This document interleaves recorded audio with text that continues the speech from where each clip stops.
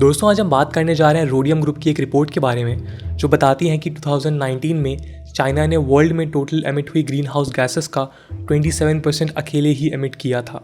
China ने pledge किया है कि 2060 तक उसका नेट एमिशन ज़ीरो हो जाएगा। इसके साथ साथ अंडर पेरिस अकॉर्ड जिसे 197 कंट्रीज़ ने 2015 में एग्री किया था, उस अकॉर्ड में यह प्लेज किया गया था कि ग्लोबल वार्मिंग को 2 डिग्री सेल्सियस के नीचे रखने की कोशिश करी जाएगी। पर आज के वक्त दुनिया उस कमिटमेंट से कोसों दूर है। इस रिपोर्ट में और भी कई सारी इंटरेस्टिंग बातें मेंशन्ड हैं जिसे आज हम डिस्कस करेंगे और ये जानने की कोशिश करेंगे कि क्या आज की इस क्लाइमेट कंडीशन के लिए चाइना जैसी बड़ी कंट्रीज़ ही रिस्पॉन्सिबल हैं और कैसे चाइना से कम एमिशन करने के बाद भी यूएसए ने एक सिग्निफिकेंट रोल प्ले किया है इस एमिशन को बढ़ाने में। और उससे भी ज़्यादा बड़ा सवाल, इस एमिशन की दौड़ में हमारा इंडिया किस पोजीशन में है, जानते हैं इस वीडियो में। दोस्तों 2019 में global emission 52 gigatons of CO2 equivalent तक पहुंच गया था। इस ग्लोबल एमिशन में international bunkers, land use, forest से निकलने वाले CO2 एमिशन के साथ साथ 6 क्योटो गैसेस के एमिशन को भी इंक्लूड किया गया था। अभी क्योटो गैसेस क्या होती हैं? तो दोस्तों क्योटो एक प्रोटोकॉल है जिसे 11 दिसंबर 1977 में अडॉप्ट किया गया था, पर एक कॉम्प्लेक्स प्रोसेस के बाद फाइनली इसे फोर्स में लाया गया 16 फरवरी 2005 में। पर आज के वक्त इस प्रोटोकॉल में टोटल 192 कंट्रीज़ हैं। इसका मेन पर्पज़ है कि जो कंट्रीज़ में इंडस्ट्रियलाइजेशन और एक इकोनॉमिकल शिफ्ट हो रहा है जिसके लिए वो एमिशन कर रही हैं उसे एक बैलेंस में रखा जाए। और ये प्रोटोकॉल मेनली फोकस करता है ग्रीन हाउस गैसेस के एमिशन पे। और फर्स्ट कमिटमेंट पीरियड में क्योटो प्रोटोकॉल कवर करता है 6 मेन ग्रीन हाउस गैसेस को, जैसे कि carbon dioxide, methane, nitrous oxide, hydrofluorocarbons, perfluorocarbons and sulphur hexafluoride. अब आप सोच रहे होंगे कि क्या सिर्फ यही 6 ग्रीन हाउस गैसेस हैं और इनके एमिशन को अगर हम कंट्रोल कर लेंगे तो ग्लोबल वार्मिंग कंट्रोल होने लग जाएगी? तो इसका जवाब है नहीं। अगर आप क्योटो प्रोटोकॉल के कॉन्टेक्स्ट में ही बात करें तो 6 ग्रीन हाउस गैसेस को प्रोटोकॉल में कवर किया गया था, वो फर्स्ट कमिटमेंट पीरियड के लिए थी। मतलब जब 2005 में इस प्रोटोकॉल को फोर्स में लाया गया तो उस समय कौन सी गैसेस रिस्पॉन्सिबल थी ग्लोबल वार्मिंग के लिए, उन गैसेस को इस प्रोटोकॉल में कवर किया गया। पर जैसे जैसे इंडस्ट्रियलाइजेशन होता है, कंट्रीज़ डेवलप करती हैं, अलग अलग गैसेस का रोल भी बदलता है ग्लोबल वार्मिंग में। पर इसको देखते हुए दोहा प्रोटोकॉल लाया गया 8 दिसंबर 2012 में एक सेकेंड कमिटमेंट पीरियड चालू करने के लिए क्योटो प्रोटोकॉल में, जिसे 2013 से 2020 के बीच लागू किया जाना था, पर आज तक दोहा अमेंडमेंट फोर्स में नहीं लाया गया। इस अमेंडमेंट के मेन एम्स में से एक ये भी था कि ग्रीन हाउस गैसेस की जो लिस्ट फर्स्ट कमिटमेंट पीरियड में इंक्लूड थी उसको रिवाइज़ किया जाएगा।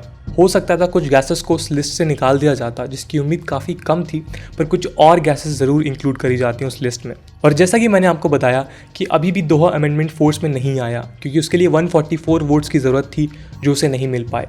पर बड़ा सवाल यह है कि कंट्रीज़ क्यों ऐसे एग्रीमेंट्स और प्रोटोकॉल्स में साइन करने से बचती हैं। इसके बारे में हम आगे चलकर बात करेंगे। अभी के लिए हम वापस चलते हैं रोडियम ग्रुप की उस रिपोर्ट के पास। तो जैसा कि मैंने आपको बताया कि 52 गीगाटन्स ऑफ CO2 इक्विवेलेंट 2019 में एमिट किया गया और उसमें से इन क्योटो गैसेस का रोल भी बहुत बड़ा रहा।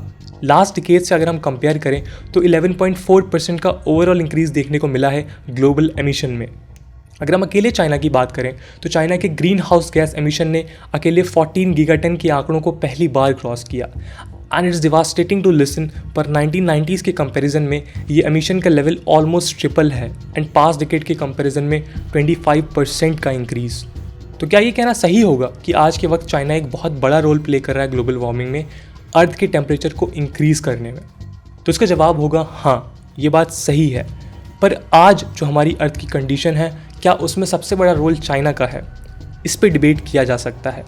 चाइना के बाद सबसे बड़ा एमिटर है यूएस, पर यूएस और चाइना में फ़र्क काफ़ी बड़ा है। जहां चाइना कंट्रीब्यूट करता है वर्ल्ड के टोटल एमिशन में 27%, वहीं यूएस का एमिशन है 11% के आसपास।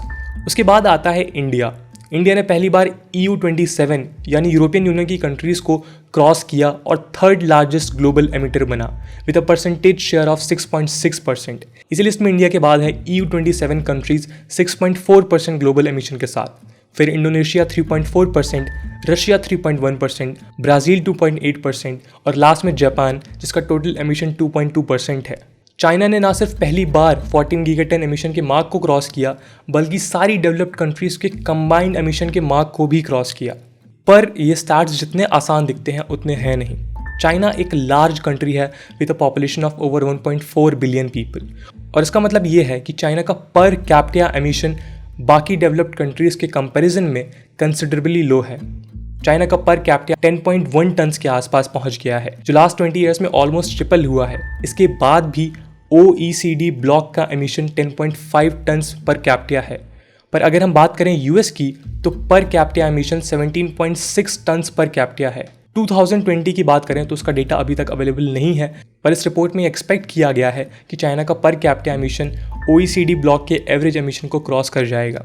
पर कैपिटा एमिशन के अलावा एक और फैक्टर है जो इस डेटा के साथ बताया जाना ज़रूरी है, वो ये कि जो CO2 एमिट किया जाता है कंट्रीज़ के द्वारा, वो ऐसा नहीं है कि आज एमिट किया गया और अगले 4-5 दिन में वाइप आउट हो गया एटमॉस्फेयर से, बल्कि जो CO2 एमिट किया जाता है वो हंड्रेड्स ऑफ ईयर्स तक एटमॉस्फेयर में बना रहता है। और भले ही चाइना का एनुअल एमिशन डेवलप्ड कंट्रीज़ के कंबाइंड एमिशन को सरपास कर गया हो, पर चाइना की history as a major emitter काफ़ी शॉर्ट है as compared to other developed countries, जहाँ पे कई 100 सालों पहले इंडस्ट्रियलाइजेशन की शुरुआत हो गई थी। और इसलिए पिछले कुछ सालों में जो ग्लोबल वार्मिंग बढ़ी है, उसमें करेंटली लीडिंग एमिटर्स और सालों पहले से जो कंट्रीज़ एमिशन कर रही हैं, दोनों का सिग्निफिकेंट रोल है। और इस बात को मैं थोड़ा और एक्सपैंड करके बताऊं तो 1750 से OECD ब्लॉक के जो मेंबर्स हैं, जैसे कि Australia, Belgium, New Zealand, Japan etcetera, इन्होंने क्यूमुलेटिव बेसिस पे चाइना के कंपैरिजन में 4 टाइम्स ज़्यादा CO2 एमिट किया है। और इससे पता लगता है कि रिलेटिवली OECD के मेंबर्स का कितना बड़ा रोल रहा है ग्लोबल टेम्परेचर को 1 डिग्री सेल्सियस बढ़ाने में, जो इंडस्ट्रियल रिवॉल्यूशन के पहले हुआ है। दोस्तों, क्लाइमेट प्रोटेक्शन एग्रीमेंट्स को लेके कई सारे सवाल उठते आए हैं, और जैसा कि मैंने आपको क्योटो प्रोटोकॉल के केस में बताया कि दोहा अमेंडमेंट जिसे 2013 में इम्प्लीमेंट किया जाना था, आज दिन तक नहीं लाया गया क्योंकि इनफ वोट्स नहीं मिले उसे। और ज़्यादातर केसेस में उसका रीज़न ये होता है कि कई सारी कंट्रीज़ अपने प्रोडक्शन को, अपनी इंडस्ट्रीज़ की कैपेसिटी को कम नहीं करना चाहती, और जो उनके फ्यूल के सोर्सेज हैं उनको वो चेंज नहीं करना चाहती हैं, क्योंकि एग्रीमेंट्स के साथ आते हैं कुछ रेस्ट्रिक्शंस, बैरियर्स, टारगेट्स और एमिशन लिमिट के बार्स। क्लाइमेट प्रोटेक्शन की जब भी बात होती है तो पेरिस एग्रीमेंट एक इम्पॉर्टेंट नाम निकल के आता है, जिसमें 197 कंट्रीज़ ने कार्बन एमिशन रिडक्शन प्लेजेस ली, और टारगेट ये सेट किया गया कि ग्लोबल वार्मिंग को 2 डिग्री सेल्सियस से नीचे रखने की कोशिश करेंगे 2030 तक। और आज जो कंडीशन है, इस बात को देखते हुए कई क्लाइमेट साइंटिस्ट ने कहा है कि पेरिस एग्रीमेंट साइन करने वाली कई सारी कंट्रीज़ अपने हिस्से के एमिशन को रिड्यूस करने में सक्सेसफुल नहीं होंगी, और दुनिया के सबसे बड़े कार्बन एमिटर्स कंटिन्यू रखेंगे अपने एमिशन को बढ़ाए रखना। एक रिपोर्ट जिसका नाम the truth behind the Paris agreement climate pledges है, ये बताती है कि अगर हम फेल हो जाते हैं इस एमिशन को रिड्यूस करने में 2030 तक, तो वर्ल्ड को हर दिन मिनिमम $2 बिलियन के इकोनॉमिकल लॉस झेलने पड़ेंगे, और ये लॉस होंगे वेदर इवेंट्स की वजह से, जिसको वर्स बनाया जाएगा इंसानों के द्वारा किए जाने वाले क्लाइमेट चेंज से। ऑल्सो जो वेदर इवेंट्स होंगे वो नुकसान पहुंचाएंगे human health, livelihoods, food, water और बायोडाइवर्सिटी को। सर रॉबर्ट वॉटसन, जो फॉर्मर चेयरपर्सन रहे हैं inter governmental panel on climate change के, उनका कहना है कि कंट्रीज़ को डबल या ट्रिपल रिडक्शन करना होगा अपने एमिशंस में पेरिस एग्रीमेंट के टारगेट को अचीव करने के लिए। इसी रिपोर्ट में ये भी बताया गया है कि 197 कंट्रीज़ ने जिन्होंने प्लेज ली है इस एग्रीमेंट में, उसमें से 75% कैपेबल ही नहीं है इस रिडक्शन को करने के लिए। इनफैक्ट वर्ल्ड की फर्स्ट एंड उस वक्त की 4th largest emitters China and India 2030 में ज़्यादा एमिशंस कर रही होंगी। And you can see also, China ने पहली बार 2019 में ऑल टाइम हाई एमिट किया है, वहीं इंडिया 4th से 3rd प्लेस में आ गई है ग्लोबल एमिटर्स के मामले में। दोस्तों, आज के वक्त ज़रूरत है कि हम इकोनॉमिकल ग्रोथ, इंडस्ट्रियल एक्सपेंशन और क्लाइमेट चेंज के कंसर्न्स के बीच में एक बैलेंस बना के रखें, क्योंकि प्रॉब्लम यह है कि जो डेवलपिंग कंट्रीज़ हैं वो इस टाइम एक इंडस्ट्रियल एक्सपेंशन के दौर से गुजर रही हैं, और अगर इस टाइम वो हैवली रिड्यूस करती हैं अपने एमिशंस को, तो वो उनकी ग्रोथ को हॉल्ट कर सकता है।